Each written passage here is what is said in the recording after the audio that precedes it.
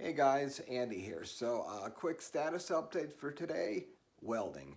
I got that patch panel I made for the wheel well all welded in. And lesson learned, weld through primer is an absolute pain to weld through. If you're trying to do a stitch weld or seam weld, it's just gonna sputter and just get super nasty. So um, clean it off. Before you even try and do stitch weld over that stuff, just clean it off. So let's go take a look at how that panel looks. Okay, so let's take a look.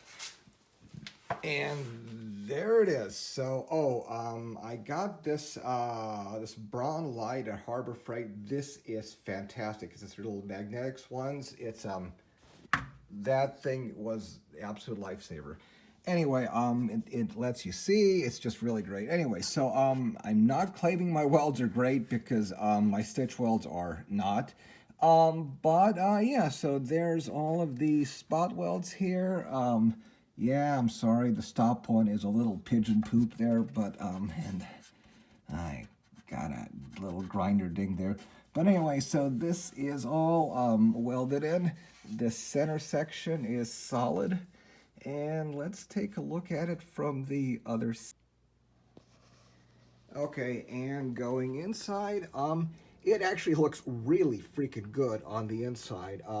Because I use the screws, the penetration is really good. Especially on the top ones. On the bottom ones, I had the wire speed set a little bit low. I cranked it up to like 250 inches a minute up there, and yeah, the top ones just turned out really well. So good penetration there. They look really nice and even.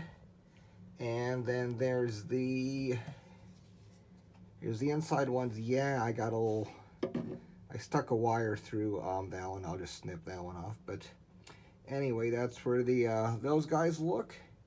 And we are done with this task.